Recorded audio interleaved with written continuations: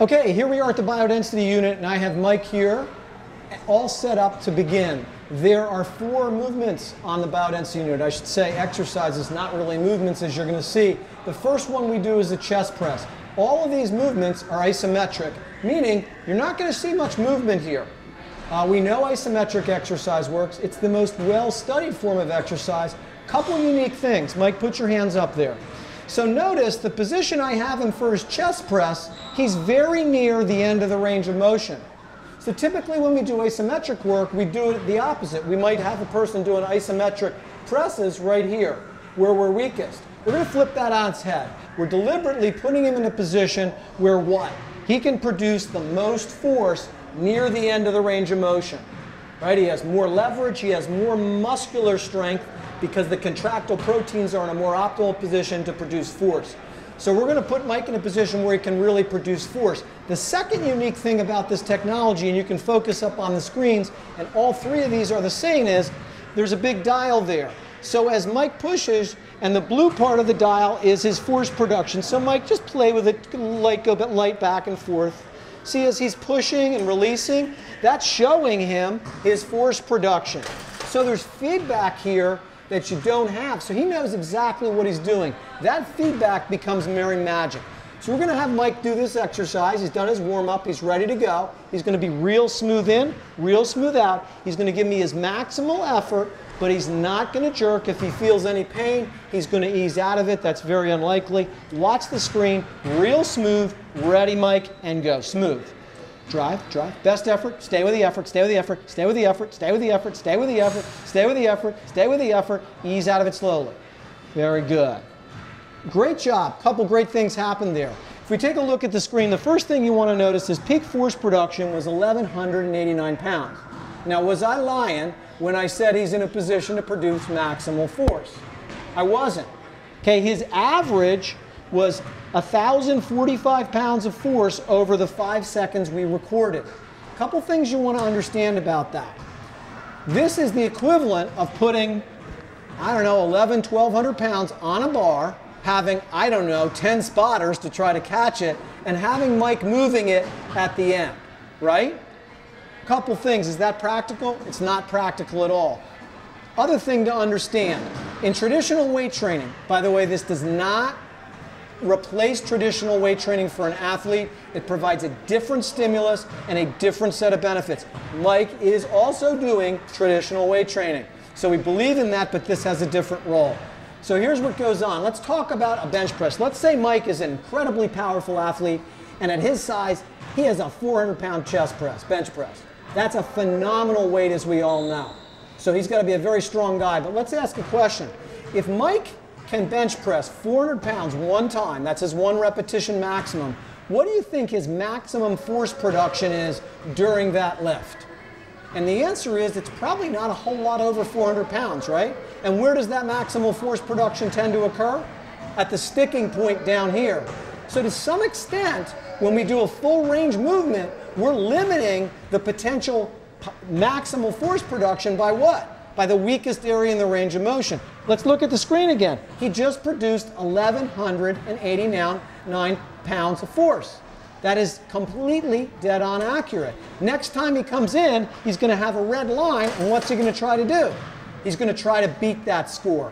Mike's going to do super maximal, above 1 RM training here. He's going to learn, his neuromuscular system is going to learn to recruit maximally, and that, ladies and gentlemen, is what vertical jump is all about. Maximal recruitment. Some of you are saying, yeah, but if you exercise at one position within a range of motion, you won't get strong throughout the range of motion. 2 things. A, is that true? Does the research say that? Sorry, folks, it does not. There have been 12 very well done research studies by different researchers done on the question of strength from isometric training transferring to the range of motion. Do you know that most of them showed just the opposite? Meaning that you do get strength transferred throughout the entire range of motion. Want to understand one other thing though. We don't need to argue about this. What did I say at the beginning of this segment? I said the following. Mike should also be doing what? Full range, regular weight training. Different type of stimulus. This is going to provide something though that you cannot provide in the weight room safely. Okay guys, now we're set for the second exercise, which is the leg press. Should look very familiar to a lot of you coaches. We all do it all the time. So this is a leg press. Mike is all set to go. He's done a little practice rep. He's ready to really go for it. So Mike, when you're ready, remember we want smooth in, smooth out, butt stays into the chair, full foot, driving back with the shoulders. When you're ready, and begin smooth. Go ahead. Drive. Steady pressure, steady pressure, steady pressure, steady pressure, steady pressure, steady pressure, and ease out of it. Phenomenal. So, couple things, and this is Mike's first time. Put your feet on the pegs there. Relax. Great job. So now let's look at the force production. 2,150 pounds. Now what you may or may not have noticed is Mike actually almost locked out. He basically could have locked out there. What that means is, put your feet up again for me. Even though this looks like a lot of knee flexion, even though this machine is burly, people are capable of producing so much force on it that the next time we do this, I actually have to change his seat setting and move him farther forward, okay? So that's what I'm gonna do the next time he does this, so he will not lock out, which is fantastic. But we had peak force of 2150. His average over the 5 seconds we recorded was 1726. I wanna ask you again, where can you put an athlete where he can safely produce that much force, train his neuromuscular system to do that? Think about that. What benefit could this have for vertical jump? Guys, it's everything. The vertical jump happens here. You've got to be able to produce maximal force. It's not about endurance. It has nothing to do with muscular endurance. It has everything to do with maximal muscle activation, which is what this is all about. Next. Go ahead. Okay, great.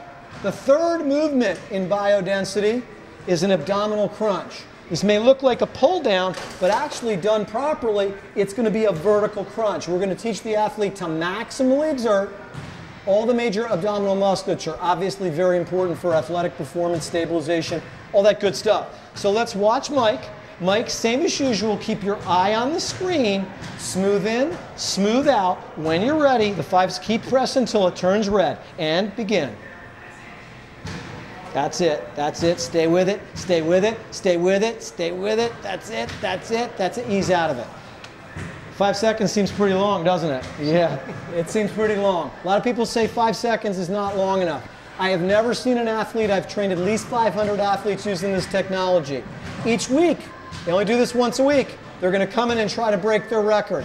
By the third time, nobody tells me they need another session. Nobody says 5 seconds isn't long enough. How long can you do something maximally, guys?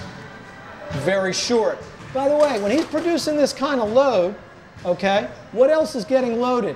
Every single structure in his kinetic chain. He's doing a leg press, all the muscles, ligaments, tendons, bones in that chain from his foot through his hip are what? They're being loaded. Are they going to get stronger? The answer is absolutely yes, and we're going to talk to you a little bit about how that occurs. So not only are we teaching the athlete to be explosive, we're also going to make his tissues themselves maximally strong because of the level of load that they safely become accustomed to. Great job. His peak force here was 301. His average is 249. Nobody produces nearly as much force on the abdominal component as they do the other two. Now we're going to get set up for the fourth and final component, which is called the vertical lift.